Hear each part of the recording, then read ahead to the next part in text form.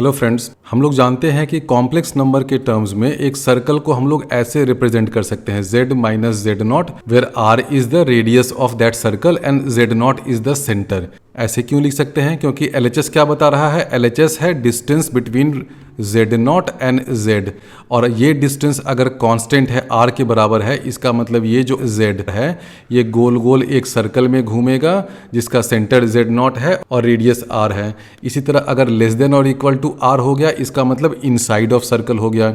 अगर ये mod greater than और इक्वल टू r हो गया, इसका मतलब आउटसाइड द सर्कल हो गया। अब ये जो इक्वेशन ऑफ सर्कल हमने लिखा है, इसको हम लोग एक दूसरे तरीके से भी लिख सकते हैं। इसको स्क्वायर कर देते हैं तो ये भी स्क्वायर हो जाएगा। अब किसी भी कॉम्प्लेक्स नंबर का मॉड स्क्वायर क्या होता है, इसको हम लोग ऐसे लिखते हैं z minus z not this number into its conjugate z bar minus z not bar, this will be equal to r square. तो पहले दो टर्म को मल्टीप्लाई करने से हमें z इंटू जेड बार मिलेगा, तो इसको लिख देते हैं तो हो जाएगा z इंटू जेड बार, फिर हो जाएगा minus z not bar into z, फिर हो जाएगा minus z not z bar, फिर एक टर्म आएगा plus z not whole square, इधर आ जाएगा minus r square, this is equal to 0। तो ये सिंपल है, आप इन दोनों ब्रैकेट को एक्सपैंड करिएगा तो आपको ये मिल जाएगा। अब आप इस रिलेशन को देखिए, ये देखने में बहुत गंदा सा लग रहा है, मैं इसको थोड़ा सा अभी सिंप्लीफाई कर देता हूँ। ये क्या होगा? ये एक रियल नंबर होगा, क्योंकि ये भी रियल नंबर है, ये भी रियल नंबर है। इस रियल नंबर को हम लोग प्लस c कर देते हैं। यहाँ पर देखिए क्या है, माइनस जेड नॉट, तो ये माइनस जेड नॉट क्या है? ये तो एक कॉम्प्लेक्स नंबर होगा, क्योंकि जेड नॉट एक कॉम्प्लेक्स नंबर है। उसी तरह माइनस जेड नॉट बार क्या होगा? वो भी एक कॉम्प्लेक्स नंबर है। तो हम लोग यहाँ पर जो माइनस जेड नॉट है उसको हम लोग एक दूसरे कॉम्प्लेक्स नंबर b लिख देते हैं। तो ये क्या हो जाएगा? Plus b z bar, plus यहाँ पर ये आ जाएगा b बार z, प्लस ये आ जाएगा जेड बार। हमने इसको इस फॉर्म में इसीलिए लिखा क्योंकि आप इक्वेशन ऑफ लाइन को रिकॉल करिए। यहाँ तक जो होता है वो क्या होता है? Equation of a line. ध्यान दीजिए, इक्वेशन ऑफ अ लाइन हमने बताया था ना कि b bar z plus b z bar plus c is equal to 0 where c is a real number. ये आपको क्या देता था? Equation of a straight line. उसमें b क्या होता था? वो आपको बताता था direction perpendicular to that line, और i इंटू बी जो होता था वो आपको डायरेक्शन अलॉन्ग द लाइन बताता था। तो यहाँ तक जो तीन टर्म है वो इक्वेशन किसका होता था? Equation of a straight line. Circle में ये एक चीज़ और एक्स्ट्रा टर्म जुड़ जाता है, z इंटू जेड बार। ठीक है, अब इस सर्कल का रेडियस कितना होगा? अगर आपको इस फॉर्म में इक्वेशन दे रखा है, मान लीजिए कि एग्ज़ाम में आपको इस फॉर्म में इक्वेशन दे देता है। अब ये सब चीज़ याद नहीं करना, बस समझ लीजिए, क्योंकि अगर इस फॉर्म में आएगा तो आप उसको रिड्यूस भी कर सकते हैं एक्स वाई के टर्म्स में, या अगर आपको ऐसे याद है तो आप सीधे ये देख सकते हैं कि अगर एग्ज़ाम में दे देता है कि भाई ये है इक्वेशन ऑफ अ सर्कल, तो पूछेगा कि इसका सेंटर कहाँ है। तो सेंटर देखिए कहाँ पर है? जेड नॉट पे है। अब ये जेड नॉट किसके बराबर है? इस बी का माइनस है। तो हम लोग लिख सकते हैं यहाँ पर कि सेंटर जो इस सर्कल का है वो कहाँ है? Minus b. ये जो कॉम्प्लेक्स नंबर है ना माइनस बी, वहाँ पर है। रेडियस कितना है? हम लोग ये लिख सकते हैं कि c is equal to mod z not square minus r square. तो इससे आप लिख सकते हैं कि r radius this is equal to क्या हो जाएगा? मॉड जेड नॉट स्क्वायर क्या हो जाएगा? z इंटू जेड नॉट बार करिएगा तो ये किसके बराबर होगा? मॉड जेड नॉट स्क्वायर के बराबर होगा। इसको हम लोग ऐसे भी लिख सकते हैं b into B bar, same चीज़ है ना, क्योंकि b क्या है? माइनस जेड नॉट के बराबर है। तो आप Z naught into Z not bar लिखिए या b इंटू बी बार लिखिए, सेम चीज़ है। तो इस मॉड जेड नॉट स्क्वायर को हम लोग ऐसे लिख सकते हैं, मॉड बी स्क्वायर माइनस सी। तो ये हो गया रेडियस ऑफ दिस सर्कल। अब ये सर्कल तभी पॉसिबल है अगर रेडियस ग्रेटर देन और इक्वल टू 0 है, यानी कि इस इक्वेशन को सर्कल का इक्वेशन होने के लिए क्या कंडीशन होना चाहिए? ये होना चाहिए कि mod b square this should be greater than और इक्वल टू सी, यानी कि ये जो सी है ना वो मॉड बी स्क्वायर से छोटा होना चाहिए। तो ये सब चीज़ें लगभग वैसी ही हैं जैसे कि आपको कोऑर्डिनेट ज्योमेट्री में दिखता है, बस यहाँ पर हम लोगों ने एक्स वाई के टर्म्स में नहीं लिख करके जेड और जेड बार के टर्म्स में इक्वेशन ऑफ अ सर्कल लिखा है। तो ये तो हुआ सर्कल को रिप्रेजेंट करने का दूसरा तरीका। पहला तरीका जो मोस्ट यूज़फुल तरीका है वो ये वाला था, दूसरा तरीका ये है। सर्कल के इक्वेशन को हम लोग ज्योमेट्रिकली भी लिख सकते हैं। मान लीजिए एक सर्कल है जिसका किसी एक डायमीटर का दो एंड है, ये Z1 और Z2, ठीक है, ये दो एंड हो गया। तो कोई भी आर्बिट्ररी पॉइंट आप उस सर्कल पे लीजिएगा Z, तो ये जो वेक्टर बनेगा ये वाला z माइनस Z1, ये वाला z माइनस Z2, इन दोनों के बीच में एंगल कितना होगा 90 डिग्री होगा। हर किसी को पता है angle subtended by diameter at circumference 90 degree होता है। तो हम लोग ये लिख सकते हैं कि argument of z minus Z1 by z minus Z2 ये प्लस माइनस पाई बाई 2 होगा। तो आप इसको ऐसे लिखिए या सीधे ये लिख दीजिए कि z minus Z1 by z minus Z2 this is purely imaginary, यानी कि i times lambda where lambda is a real number. अब ये चीज़ अगर प्योरली इमेजनरी है तो हम लोग क्या कह सकते हैं कि this number will be equal to minus its conjugate, यानी कि कह सकते हैं कि this will be equal to minus ये वाला जो उसका कॉन्जुगेट हो जाएगा उसके बराबर होगा। तो अब ये सब चीज़ आपको बस समझना है कि ये जो नंबर है ये प्योरली इमेजनरी होगा। तो इसलिए जब भी क्वेश्चन में आपको कहीं पे दिखे ना कि अच्छा ये प्योरली इमेजनरी है, तो आप समझ जाइए कि आप Z1 और Z2 को डायमीटर मानते हुए एक सर्कल बना सकते हैं और Z जो होगा वो उस सर्कल के सरकमफ्रेंस पे लाई करेगा। तो ये सब तो सिंपल कॉन्सेप्ट है, आप यहाँ से ध्यान रखिएगा कि ये जो कॉम्प्लेक्स नंबर है उसका आर्गुमेंट या तो प्लस पाई बाई 2 या माइनस पाई बाई 2 होगा। इसका मतलब ये जो कॉम्प्लेक्स नंबर है ये प्योरली इमेजनरी होगा।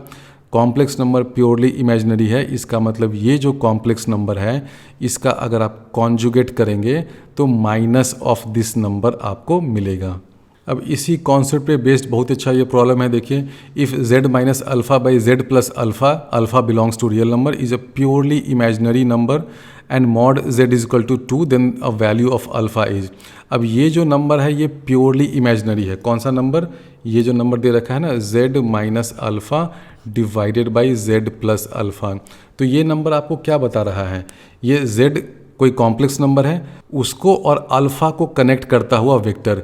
तो हम लोग मान लेते हैं कि अल्फ़ा कहीं यहाँ पर है, ये अल्फ़ा है और ये माइनस अल्फ़ा है, और अल्फ़ा रियल नंबर है तो हमने उसको रियल एक्सिस पे बना दिया है। अब ये z ऐसा नंबर है कि ये जो पूरा कॉम्प्लेक्स नंबर है ये प्योरली इमेजनरी है। ये प्योरली इमेजनरी है, इसका मतलब इस कॉम्प्लेक्स नंबर का आर्गुमेंट क्या होगा? Plus minus pi by 2।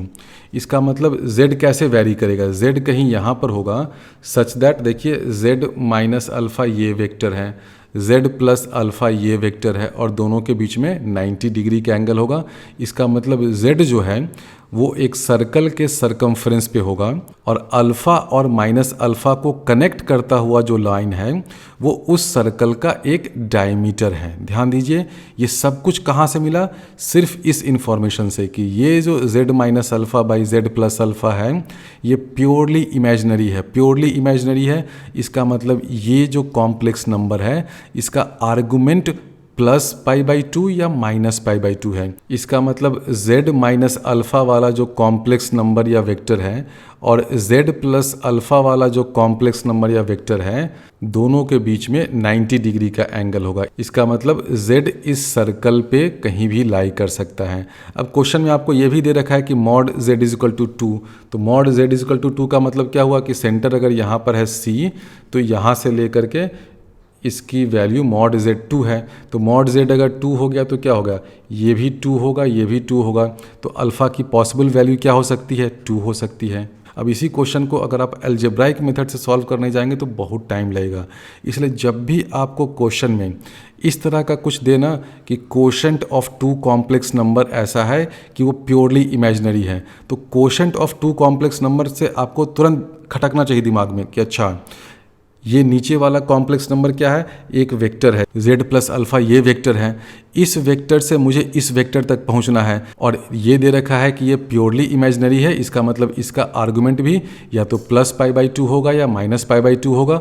दोनों केस में ये कॉम्प्लेक्स नंबर प्योरली इमेजनरी होगा, यानी कि ये वाला एंगल 90 डिग्री होगा। या तो क्लॉकवाइज रोटेशन हो या एंटी क्लॉकवाइज हो, उससे कुछ फ़र्क नहीं पड़ता है। तो z जो है वो इस सर्कल पे मूव कर रहा है और अल्फ़ा और माइनस अल्फ़ा को कनेक्ट करता हुआ जो लाइन है वो इस सर्कल का डायमीटर है। तो अल्फ़ा की वैल्यू 2 हो जाएगी। और क्वेश्चन में देखिए दे रखा है then a value of alpha, यानी कि अल्फ़ा की यूनिक वैल्यू नहीं है। अल्फ़ा की वैल्यू -2 भी तो हो सकती है ना, बिल्कुल हो सकती है। इसलिए क्वेश्चन में आपको अ वैल्यू ऑफ अल्फ़ा लिखा है। एक और बहुत सिंपल क्वेश्चन है। मान लीजिए कि आपको दे रखा है कि mod z is equal to 5, तो ये क्या है? ये भी एक सर्कल है, सेंटर ओरिजिन पे है, रेडियस 5 है। और एक दूसरा कॉम्प्लेक्स नंबर है w is equal to -i plus 15/z। और तब आपसे पूछा है कि लोकस ऑफ w क्या होगा। अब लोकस ऑफ w आपसे पूछा है तो आप ऐसा लिख सकते हैं कि w plus i this is equal to 15/z। दोनों साइड मॉड ले लीजिए तो ये क्या हो जाएगा 15/mod z। mod z क्या है, mod z 5 है, यानी कि 15/5 दिस इज इक्वल टू 3। यानी कि आपको मिल गया कि w plus i this is equal to 3। तो अब w का लोकस क्या हो जाएगा, w भी एक सर्कल होगा लेकिन उसका सेंटर कहाँ होगा, -i पे होगा। यानी कि उसका सेंटर जो है वो 0 -1 पे हो जाएगा, रेडियस उसका 3 हो जाएगा।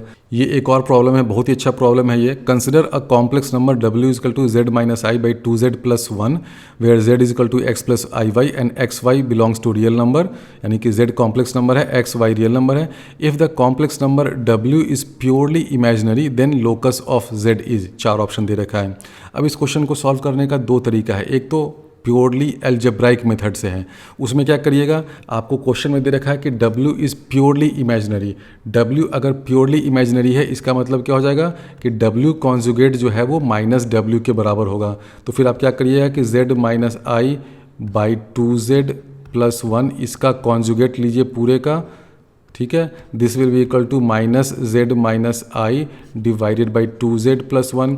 अब फिर इसको क्रॉस मल्टीप्लाई करिए, सिंप्लीफाई करिएगा तो आपको z बार z उसमें एक लंबा सा इक्वेशन आएगा।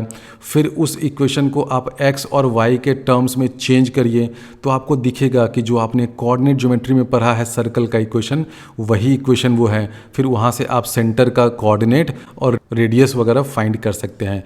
लेकिन ये वाला जो मेथड है डोंकीज मेथड है, बहुत लंबा मेथड है। मैं इस मेथड को कभी प्रेफर नहीं करता हूँ। मैं इस क्वेश्चन को ज्योमेट्रिकल मेथड से सॉल्व करता हूँ। क्वेश्चन में क्या दे रखा है कि w इज़ प्योरली इमेजिनरी, यानी कि आपको बता रहा है कि ये जो कॉम्प्लेक्स नंबर है, ये वाला कॉम्प्लेक्स नंबर ये प्योरली इमेजिनरी है। इसका मतलब इसका आर्गुमेंट +π/2 या -π/2 है। तो जब भी किसी इस तरह के कोशेंट का आर्गुमेंट +-π/2 मिले ना, इसका मतलब न्यूमरेटर और डिनोमिनेटर में जो कॉम्प्लेक्स नंबर है उसमें 90 डिग्री का एंगल है। और जैसे ही आपको 90 डिग्री का एंगल दिमाग में खटके तो तुरंत एक सर्कल पे उछल के चले जाइए कि अच्छा जरूर z किसी सर्कल पे मूव कर रहा होगा और उस सर्कल के किसी डायमीटर के 2 एंड्स इसी रिलेशन में कहीं छिपा हुआ है, तो आपको वही करना है। अब लेकिन ये करने से पहले जब भी आप इस तरह का रिलेशन देखिए या इस तरह का एक्सप्रेशन देखिए तो उसको स्टैंडर्ड फॉर्म में रिड्यूस कर लीजिए। स्टैंडर्ड फॉर्म बोले तो यानी कि ऊपर में तो z है तो ठीक है, z माइनस आई, नीचे भी z कर लीजिए। अब देखिए यहाँ पे 2z दे रखा है तो मैं इसको ऐसे कर दूँ 2z प्लस 1/2। और आर्गुमेंट में कोई फ़र्क नहीं पड़ेगा क्योंकि इस 2 के आने से इस कॉम्प्लेक्स नंबर के आर्गुमेंट में कोई चेंज नहीं होना है। किसी भी कॉम्प्लेक्स नंबर, सपोज कोई और कॉम्प्लेक्स नंबर है z1, तो अगर आप 2z1 करिए, 4z1 करिए, 45z1 करिए, सबका आर्गुमेंट तो सेम रहता है ना। तो किसी भी रियल नंबर से मल्टीप्लाई करने से या डिवाइड करने से इस कॉम्प्लेक्स नंबर के आर्गुमेंट में कोई चेंज नहीं होगा। तो हमने क्या किया 2 टाइम्स z प्लस हाफ। इस प्लस हाफ को भी थोड़ा सा मैं मैनिपुलेट करके लिख दूं ताकि मुझे समझ में आ जाए कि ये हो क्या रहा है। तो इसको मैं ऐसे लिख दूं z माइनस हाफ। अब देखिए ये क्या बता रहा है आपको, न्यूमरेटर में एक वेक्टर है जो i से स्टार्ट करके z तक जा रहा है, डिनोमिनेटर में एक वेक्टर है जो -½ से स्टार्ट करके z तक जा रहा है। न्यूमरेटर में है z माइनस आई, यानी कि z मान लीजिए कहीं यहाँ पर है z, तो z माइनस आई क्या होगा, ये वाला वेक्टर। z -½ कौन सा वेक्टर होगा, ये वाला वेक्टर, ठीक है। क्वेश्चन क्या बोल रहा है आपसे, क्वेश्चन बोल रहा है कि ये z ऐसा है कि ये पूरा नंबर इमेजिनरी है, प्योरली इमेजिनरी है, यानी कि इसका आर्गुमेंट 90 डिग्री है। आर्गुमेंट 90 डिग्री है, इसका मतलब ये वाला एंगल 90 डिग्री है। अच्छा, ये ऐसा मैंने बना दिया है कि 90 डिग्री जैसा दिख ही नहीं रहा है। ये पॉइंट है z, ये है i, तो z माइनस आई हो गया ये वाला वेक्टर। डिनोमिनेटर में ये z ये है -½ तो z माइनस ये वाला वेक्टर हुआ। बेसिकली ये z प्लस हाफ था तो मैंने उसको माइनस के टर्म्स में लिखा तो ये हो गया, ये वाला वेक्टर हो गया। ये पूरा कॉम्प्लेक्स नंबर प्योरली इमेजिनरी है, यानी कि इसका आर्गुमेंट π/2 या -π/2 है, यानी कि इन दोनों वेक्टर में 90 डिग्री का एंगल है, यानी कि जो z है वो एक सर्कल पे मूव करेगा। कैसा सर्कल होगा, आई और माइनस हाफ इन दोनों को कनेक्ट करता हुआ जो सेगमेंट है वो इस सर्कल का डायमीटर होगा। तो जब आपको डायमीटर मालूम हो गया तो सेंटर तो मालूम हो ही जाएगा। इसका मिड पॉइंट कर दीजिए तो सेंटर ऑफ दिस सर्कल क्या हो जाएगा, ये आई का कोऑर्डिनेट क्या हो जाता है 0 1, इसका कोऑर्डिनेट क्या है माइनस हाफ 0, तो सेंटर क्या हो जाएगा, इन दोनों पॉइंट का मिड पॉइंट ले लीजिए यानी कि सेंटर हो जाएगा। देखिए हमने सेंटर उस सर्कल का फाइंड कर लिया। इसका रेडियस भी फाइंड कर सकते हैं, बहुत आसानी से फाइंड कर सकते हैं ना। ये वाला डिस्टेंस है तो कुछ नहीं है, ये कितना है 1 है, ये कितना है हाफ है, तो इस सर्कल का डायमीटर हो जाएगा 1 + 1/4। तो रेडियस क्या हो जाएगा, इसका आधा, तो रेडियस इसका हो जाएगा √5/4। तो हमने फाइंड कर लिया कि जो लोकस है वो क्या है, एक सर्कल है जिसका सेंटर यहाँ पे है, रेडियस उसका √5/4 है। अच्छा, इसमें कुछ बच्चों को कन्फ्यूजन ये हो सकता है कि सर क्वेश्चन में तो W ये दे रखा था Z - I/2Z + 1 और आपने इस 2 को बाहर निकाल दिया और हमें बताया कि इसका लोकस जो है वो एक सर्कल है जिसका सेंटर ये है, डायमीटर ये है। लेकिन बच्चों को ये कन्फ्यूजन हो सकता है कि सर क्या ये इस 2 वाले फैक्टर के कारण क्या सेंटर ऑफ द सर्कल या डायमीटर ऑफ द सर्कल कुछ स्केल अप या डाउन होगा, इस 2 के फैक्टर के कारण क्या रेडियस ऑफ सर्कल या सेंटर ऑफ सर्कल चेंज होगा क्या? बिल्कुल चेंज नहीं होगा। क्यों चेंज नहीं होगा, देखिए क्वेश्चन में आपको क्या दे रखा है, क्वेश्चन में ये दे रखा है कि this W is an imaginary number, यानी कि this is equal to some I times lambda. अब यहाँ से हमने क्या किया कि W इज इक्वल टू ये भी हो जाएगा I टाइम्स लैम्डा। तो इस 2 वाले फैक्टर को उठा करके अगर आप इधर लाइएगा तो क्या हो जाएगा, ये 2 भाई तुम यहाँ से भाग जाओ, इधर हो जाएगा 2I टाइम्स लैम्डा। क्वेश्चन में क्या दे रखा था कि this number is purely imaginary, यानी कि उसको हम लोग I लैम्डा लिख सकते हैं। हमने थोड़ा सा मैनिपुलेशन करके क्या कर दिया कि this number is equal to 2 times I lambda, लेकिन फिर भी ये नंबर भी तो प्योरली इमेजिनरी है ना, बिल्कुल इमेजिनरी रहा। और जैसे जैसे लैम्डा वेरी करेगा Z जो है वो अपना पाथ लेगा और वो इस सर्कल के अलोंग होगा। लोकस ऑफ Z क्या होगा, एक सर्कल होगा। तो जैसे जैसे लैम्डा वेरी किया, मान लीजिए कि लैम्डा इज इक्वल टू 0 पे Z यहाँ पर है, 1 पे यहाँ हो गया, 2 पे यहाँ हो गया, 10,000 पे यहाँ हो गया, 10 बिलियन पे हो सकता है यहाँ पे आ जाए। तो जैसे जैसे आप लैम्डा को वेरी कर रहे हैं Z जो है वो इस सर्कल पे मूव कर रहा है, ठीक है, पहले वाले केस में। लेकिन दूसरे वाले केस में क्या हो रहा है, उसमें भी सेम चीज हो रहा है। जैसे जैसे लैम्डा वेरी कर रहा है तो 2 लैम्डा भी वेरी करेगा। और लैम्डा का रेंज कहाँ से कहाँ होगा, लैम्डा एक रियल नंबर है तो ये -∞ से +∞ तक जा सकता है। तो उसी तरह 2 लैम्डा भी -∞ से +∞ तक जा सकता है। तो अगर आप लैम्डा को वेरी कर रहे हैं फ्रॉम -∞ टू ∞, तो ये जो Z है वो इस सर्कल पे मूव कर रहा है, उसका लोकस ये सर्कल है। अब इस वाले केस में अगर मैं 2 लैम्डा को मूव कर रहा हूं -∞ टू ∞, तो सेम चीज है, एग्जैक्टली सेम चीज हुआ ना। इसलिए इस 2 वाले फैक्टर से सेंटर ऑफ सर्कल या डायमीटर ऑफ सर्कल पे कोई फर्क नहीं पड़ता है। ये जो रिलेशन है ना, ये वाला रिलेशन, ये रिलेशन मुझे बता रहा है कि अगर ये वाला नंबर प्योरली इमेजिनरी है तो Z को एक सर्कल पे मूव करना पड़ेगा जिसका सेंटर इस ब्लू वाले लाइन के मिड पॉइंट पे होगा, ठीक है, अगर ये प्योरली इमेजिनरी हुआ तो। अब ये प्योरली इमेजिनरी में I टाइम्स लैम्डा हो, चाहे I टाइम्स म्यू हो, या I टाइम्स 10 म्यू हो, या I टाइम्स 15 लैम्डा हो, उससे कोई फर्क नहीं पड़ता है। इसलिए ये जो 2 वाला फैक्टर यहाँ था जिसको मैं उठा करके यहाँ ले आया हूँ 2I लैम्डा, उससे इस सर्कल के सेंटर और डायमीटर पे कोई फर्क नहीं पड़ता है। तो इस क्वेश्चन का आंसर ये हो गया कि locus of Z is a circle, centre उसका -1/4 हाफ पे है,